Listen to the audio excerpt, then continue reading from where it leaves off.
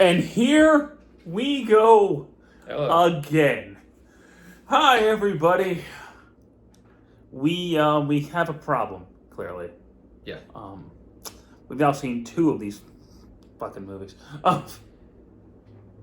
Surprisingly enough, the first movie both of us watched in the theater, both this year and last year, is a Winnie the Pooh slasher movie.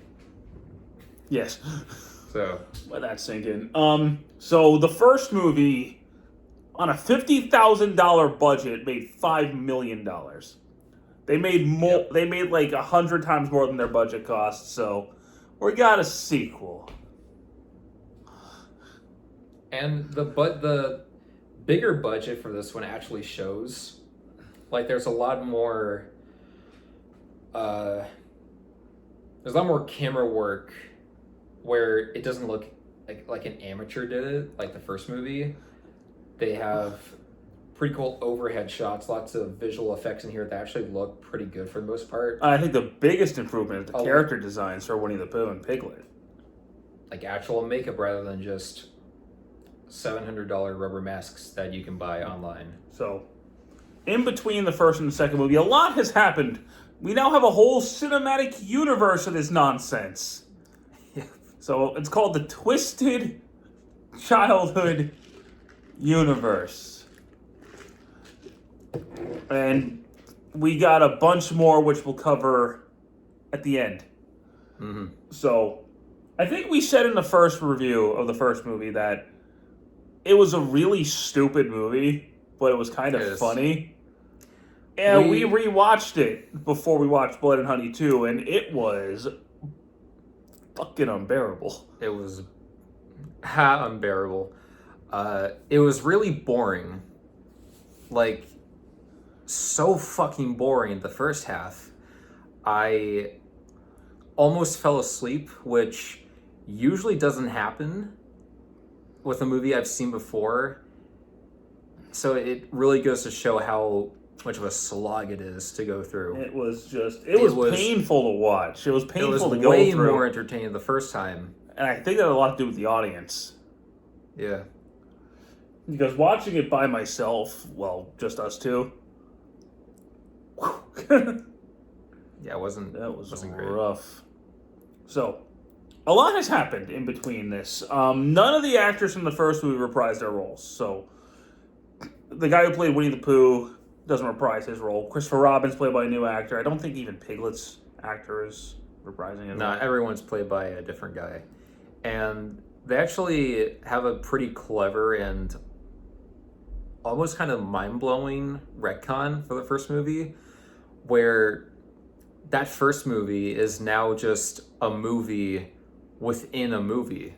So what basically happened is those events did happen. Christopher Robin was tortured by Winnie the Pooh and Piglet, and he escaped, told people about it, and they burnt. And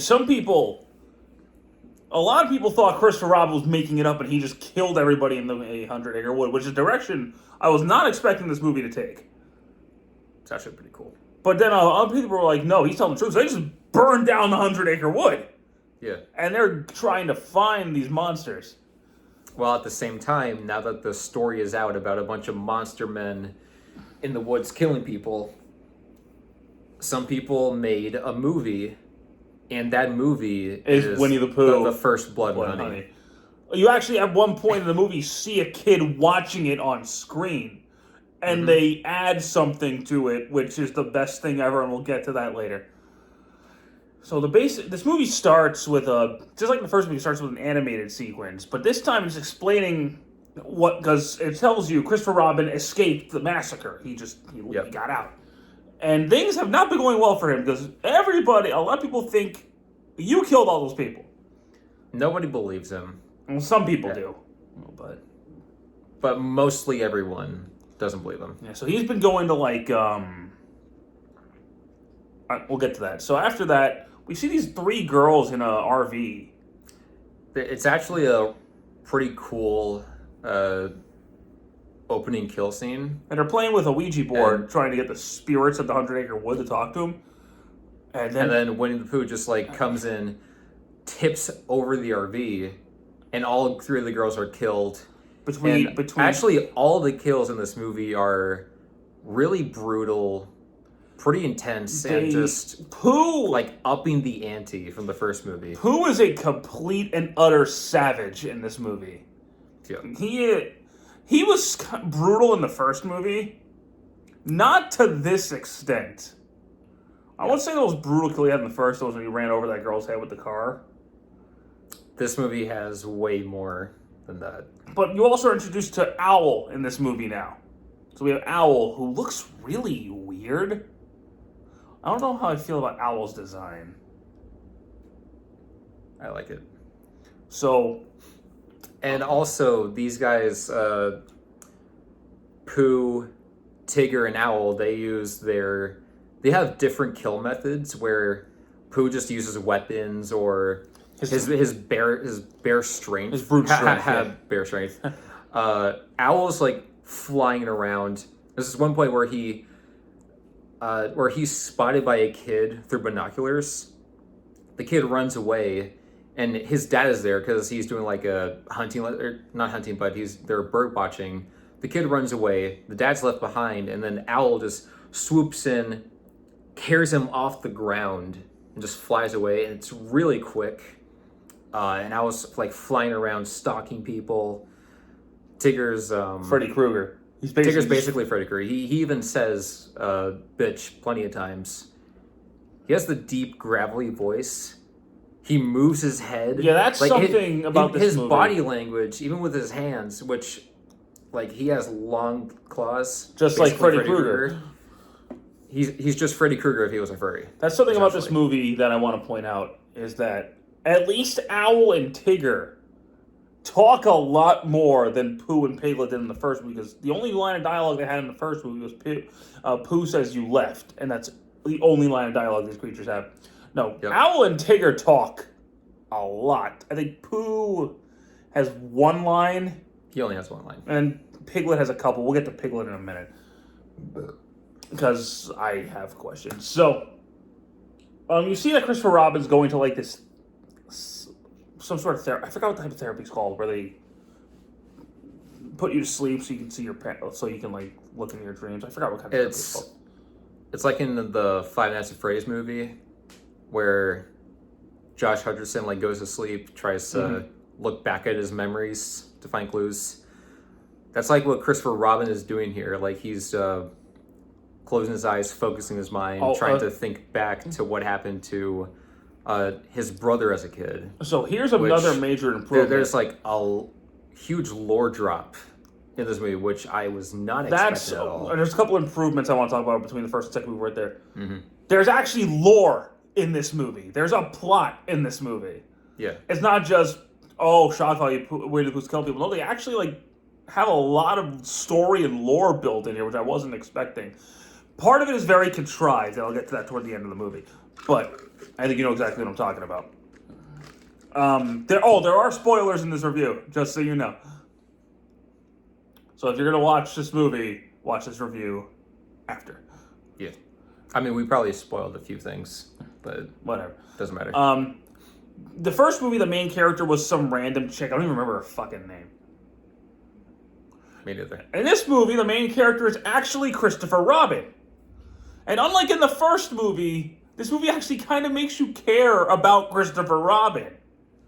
Besides, it's Christopher Robin, because I have to care. No, he's actually given, there's some backstory to him. There's some motives. And there's a goal to reach. The actor who plays him does a much better job than the actor in the first movie, who we find out in continuity is actually an actor playing Christopher Robin. Yeah.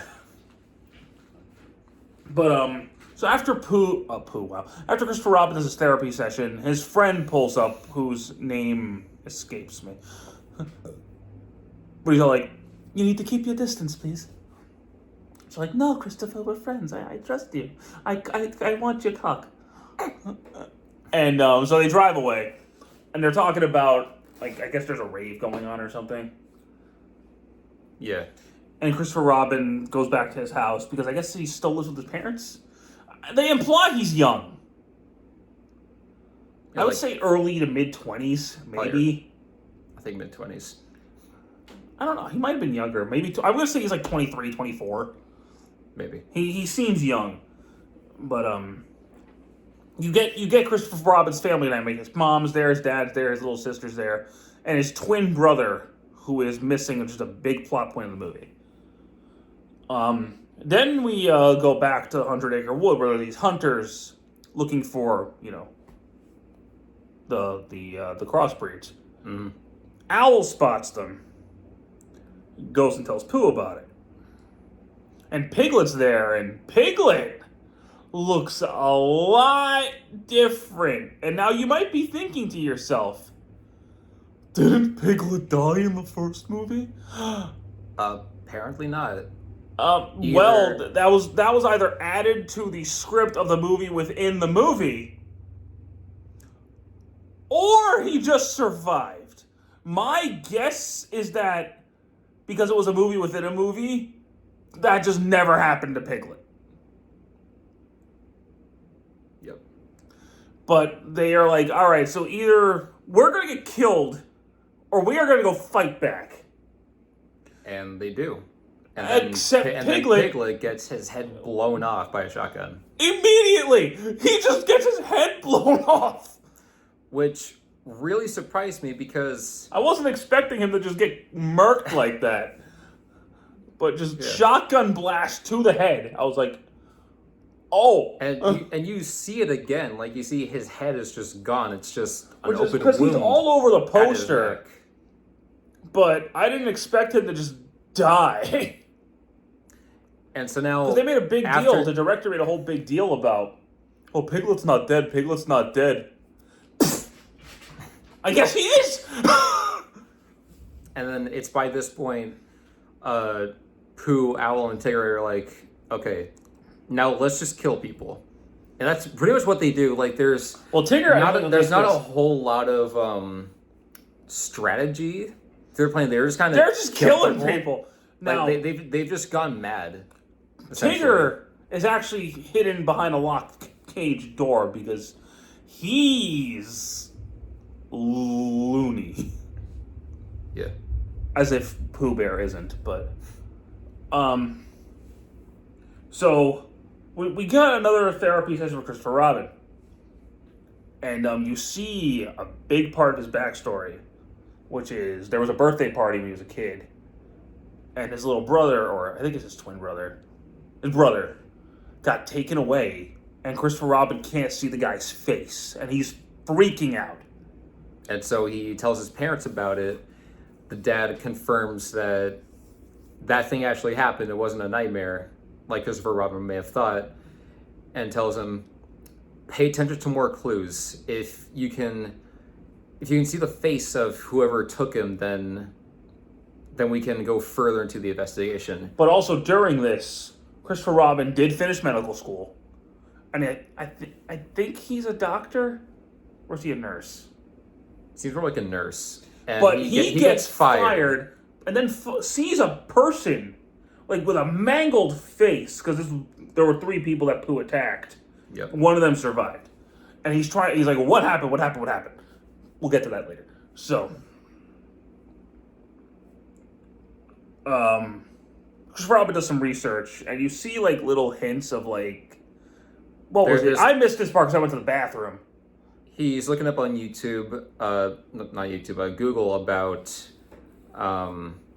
like a child abductions during the year that his brother was taken. Which I think they said was 2003. To see if he could find something, and one of the articles is linking zombie deer disease, which is Bambi, because they showed off a poster for the crossover movie Poohniverse, and Bambi looks like a zombie deer, so they set up Bambi essentially. Yeah.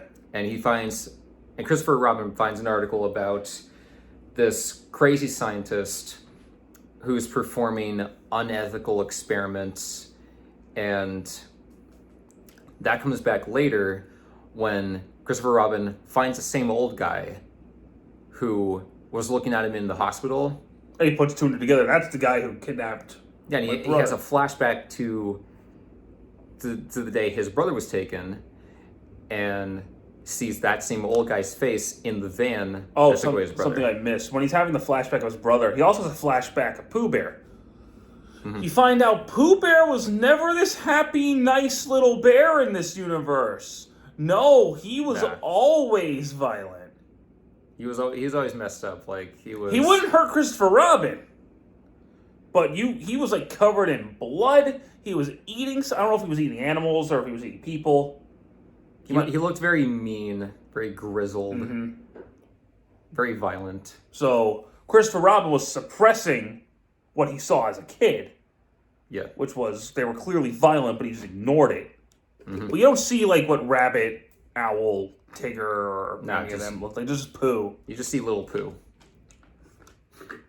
And so then Christopher Robin tracks down the old guy who abducted his brother. And then a crazy lore dump where the old guy explains that he kidnapped kids to deliver to the crazy scientist, and the crazy scientist fused children and animal DNA together to make animal hybrids. Which, if you have any sort of critical thinking, you immediately figure out where this movie's going. I figured it out. Once I said it, I was like, okay. So you find out the scientist created Pooh, Piglet, and friends. Mm-hmm. And he wanted to kill them. Because they were getting very violent and strong. And so the little guy shoots himself after burning a bunch of evidence that he was involved. Christopher Robin takes a tape. Well, he told Christopher Robin that he believed his story because he saw what happened. He's like, I know what those things are. And he had killed the scientist. He shot him in the head. But then he shoots himself. And he's like, hey, I don't want to deal with this anymore. You can have it, buddy. Boom. Pretty much. Because Robin's like, fuck.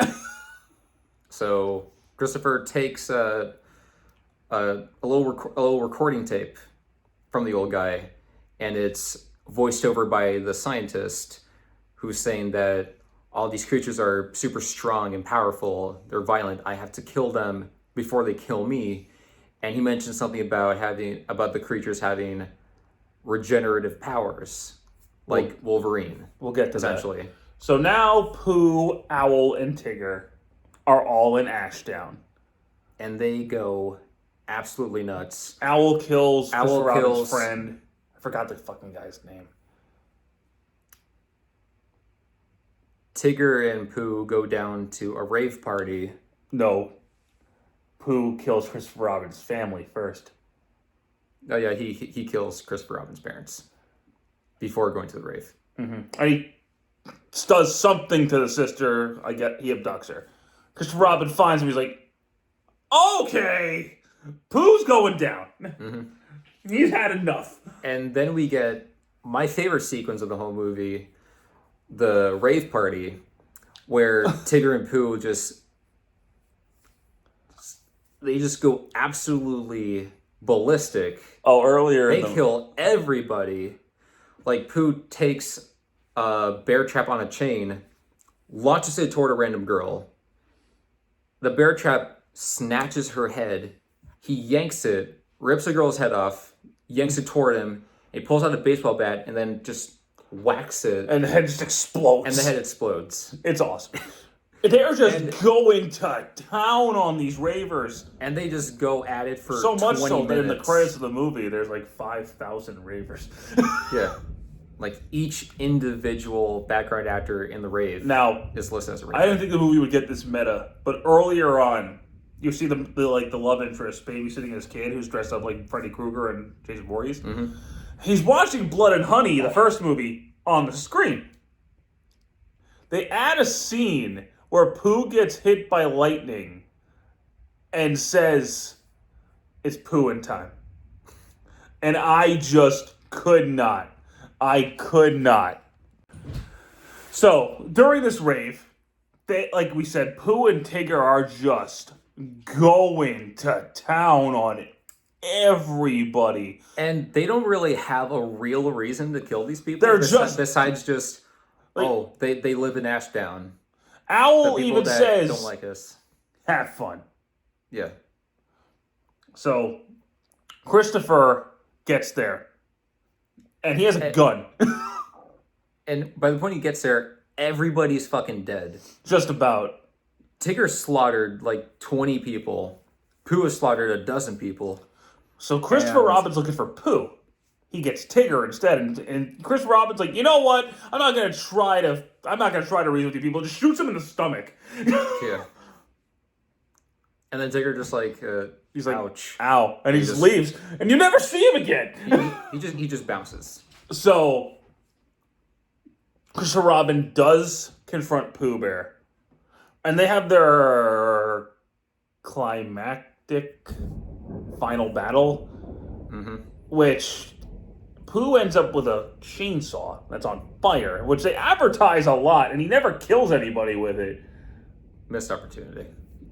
So they end up back in the 100-acre wood where Pooh rose from the grave earlier on when he was a kid. And Christopher Robin figures out, Pooh's my brother. It's so contrived that I hate it. Why did they have to be related? Why couldn't he just be a monster? It was a very weird change. I don't see why they had to put it in there. So Pooh's like, you know what? I don't care. He tries to break Christopher Robin's neck. But then the love interest comes by because she notices that Christopher Robin's in trouble, so she's gonna go help him. Owl is going after her, but he doesn't. He just disappears. He just goes away. Same with Owl and Tigger for just no reason. Bye. So she shows up, knocks him over, and Pooh's chainsaw is still running, and he's trying to force this girl. He's trying to force her face into the chainsaw, and for a minute, I thought, okay, so this is where she dies. Christopher Robin. There's so many things that she says to Christopher and things that Christopher says to her made me think, so she's gonna die. She never does. She survives. But then she lives, which was surprising. Christopher Robin, I don't know where he got it from, magically finds an axe. Well, it's because the girl had an axe. And Pooh Bear's like, oh, bother. And then Christopher would just like... slices his head in half. Pooh is dead. And then poetically falls back, lying dead in the pit where he was born. So unlike in the first movie, the second movie, Pooh is actually defeated. And that's basically it. The cops show up. Christopher Robin gets his sister back. Because nothing happened to her, thank God. I was like, if Pooh kills a kid, I'm walking out of this fucking movie. But you find out that Owl has Pooh and Piglet's body, and you see them start to regenerate. And that's how the movie ends. Yep. Because the way the scientist said earlier, they've developed regenerative powers. That's how Pooh and Piglet are left open for just coming back. Like you see Piglet's neck start to like bubble up, and you see like his muscles and organs like just grow. And you sort of see Pooh, if you look close enough, you do see Pooh's head start to reform. So, yay. Yep. And then as the credits roll, there are drawings of this universe's twisted version of Pinocchio, Peter Pan, Bambi, a heffalump, an elephant person, and then a whole bunch of those dudes all together ready to kill people. This was certainly a much better movie than the first one. It's honestly a lot of fun, and it's kind of a shame this is in theaters for only 3 days. Because this is something that... Because Blood and Honey 2 is far more worth the wide theatrical release than the first one. Like, honest to God, the first one, I can't even qualify as a guilty pleasure. It's just bad. This one is a gory, fucking crazy nut fest. And unlike the first one, which took itself so seriously, this one embraces what it is, and it's a lot better for it. Yep. It's a damn good time. If there's one thing I do wish, I wish they didn't do the whole Pooh and Christopher Robin are brothers. That's stupid. And I do wish Pooh had talked more. Because the only line he says is, "Oh, bother." Mm-hmm. I know they tried to make him like Michael Myers, but... And but the whole Winnie the Pooh is actually Christopher Robin's brother. Why didn't he just tell Christopher Robin, like, hey, by the way, it's me, Billy?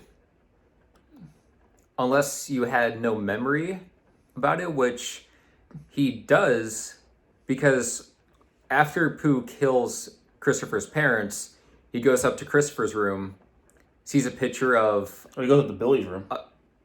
Yeah, he goes up to the brother's room. There's a framed photo of the brother, and Pooh looks at it, and he's just like all sad and shit, because he's looking at himself. And like, he clearly knows who he is. He knows that he's Christopher Robin's brother, but oh well. Yeah. The movie ain't perfect. You can watch this movie though without really watching the first movie. Because most of the cast from the first movie die anyways, and they're not mentioned in this one at all. And the points you need to know about the first movie, they mention in this movie. So. Yeah. But this movie is just far and away superior to the first one. Mm-hmm. And I highly suggest, better.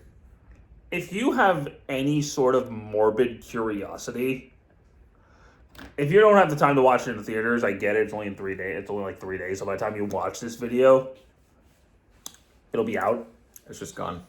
So I would buy the Blu-ray or the 4K when it comes out, or when it's on video on demand or something. I mean, I bought the... Show you. Oh, jeez. You were doing this. I saw the Steelbook for the first movie at Walmart and just decided to just buy it because the idea of a Winnie the Pooh slash movie on a Steelbook just made me laugh, so I bought it. So I'll probably just buy all of these childhood horror movies on Steelbook, because why not? I did it for the first one. So... Thank you guys so much for watching two fully grown men talk about Winnie the Pooh killing people for a second time. Yep. And we'll be back next year for Poohniverse. We'll be back soon for Bambi the Reckoning. Yep. Every single one of these movies we're watching in theaters. We'll review all of them. And I will own all of them on Steelbook. So that's fucking ridiculous. Yeah. Anyway. Have a good one, guys. Take care.